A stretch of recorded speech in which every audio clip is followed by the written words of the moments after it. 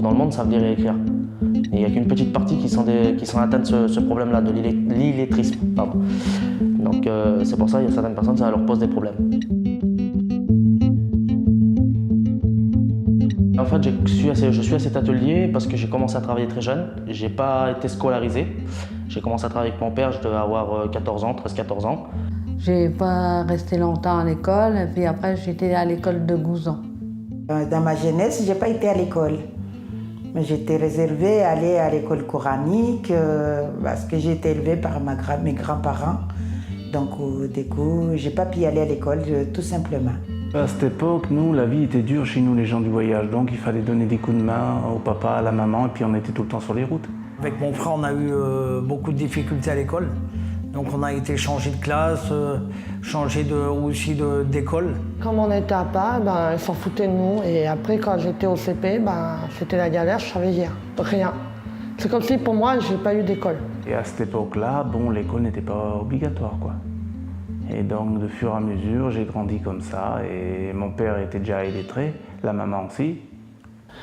L'école, j'ai laissé délaisser et j'ai pas du tout aimé. Et puis, j'écoutais pas mes parents en disant ça va servir plus tard. Et je faisais la sourde oreille. Et là, maintenant, j'en paye les conséquences.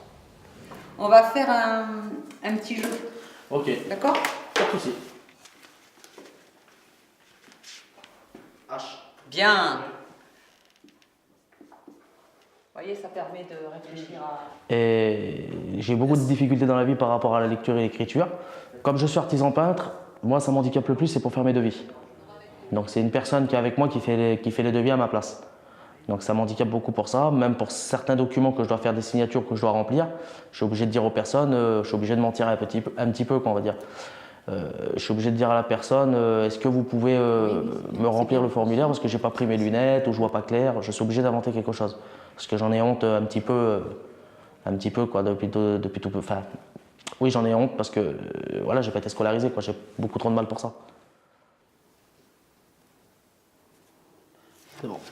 Qu'est-ce que j'ai écrit? Bout. Ah, j'ai écrit bout et moi je veux bois. Oui. Donc, il y a quelque chose à changer. Le U. Voilà. T'as honte de dire que je ne sais pas lire, par contre on te demande d'écrire quelque chose. Tu tournes la tête à droite, à gauche, regarde s'il n'y a personne qui va entendre ce que tu vas dire. Et après tu dis à la personne, tu sais, je ne sais pas écrire. Donc c'est gênant.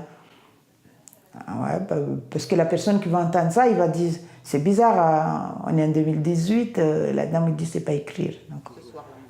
Déjà parce qu'au niveau professionnel, j'arrive pas à trouver du travail parce qu'il me manque que l'écriture. Déjà avec nous, est-ce que vous pensez que c'est ONT ou ONS au présent? La lecture, ça s'est arrangé, mais l'écriture, ça va pas du tout. Et comme je travaille dans l'industrie automobile, sur les machines commandes numériques, pour écrire les mots à la fin des postes, c'était pas forcément évident. Quand on recevait un courrier de la famille, quoi que ce soit, on allait voir une voisine pour le faire lire, quoi. Parce qu'il n'y a pas d'autre moyen. Puis c'est vrai que c'était un peu gênant. Enfin, pas pour moi, pour les parents, quoi. Admettons qu'aujourd'hui, c'est l'anniversaire de l'un de mes filles, ma grande fille.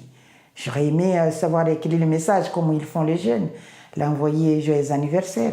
Mais malheureusement, je ne peux pas le faire. Il faut que je l'appelle pour lui dire joyeux anniversaire. Donc, tout ça, pour moi, c'est difficile. C'était soit ma mère ou mon ex-femme à l'époque qui faisait mes papiers. Et quand je me suis retrouvé tout seul, j'ai tout laissé les papiers abandonnés. J'ai tout abandonné. Rien qu'en changeant une lettre, on a réussi à faire déjà 5 mots. Allez, on va en faire un autre. Foire. Ouais. Foire. Qu'est-ce qu'on rajoute? Attention Marie-Claude, qu'est-ce qu'on rajoute pour faire foire? Ouais. Là récemment, je me suis mis à l'atelier qui se trouve à la MJC de la Souterraine et j'ai appris beaucoup de choses. Ça m'a beaucoup aidé. Ça se passe super bien et j'évolue assez rapidement.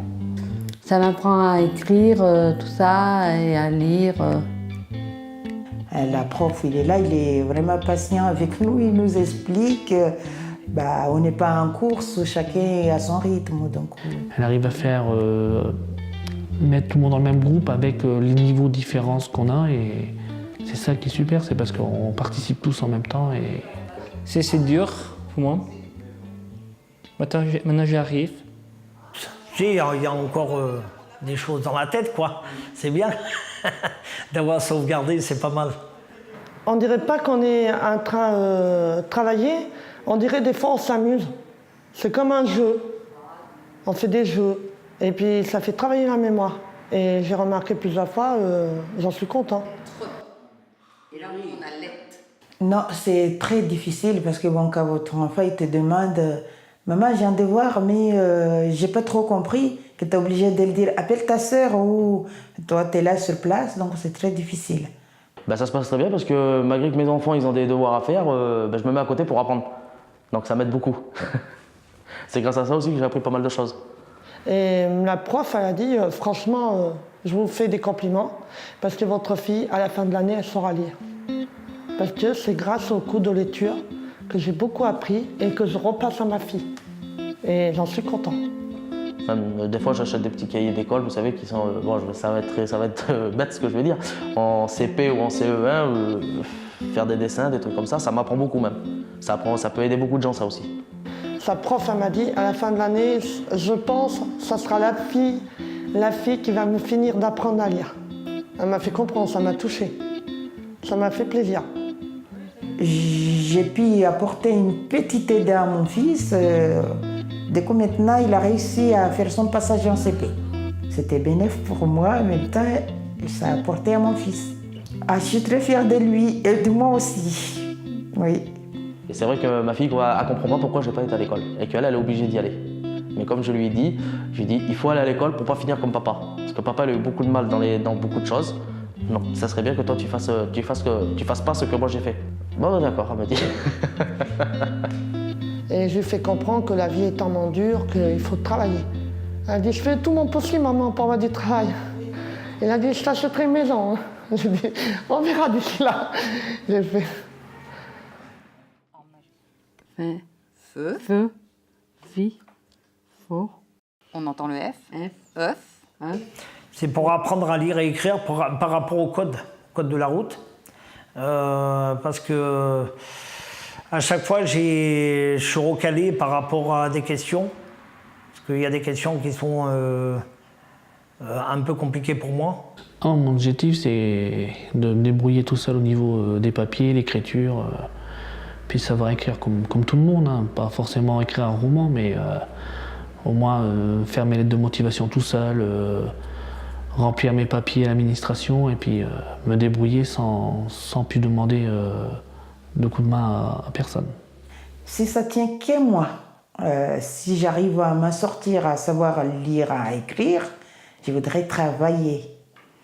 Ça me plairait beaucoup de travailler, gagner de l'argent avec mes mains, quoi.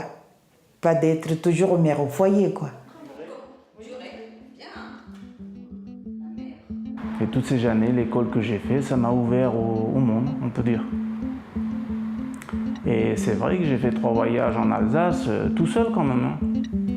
Et sans aide, sans rien, c'est magnifique, quoi.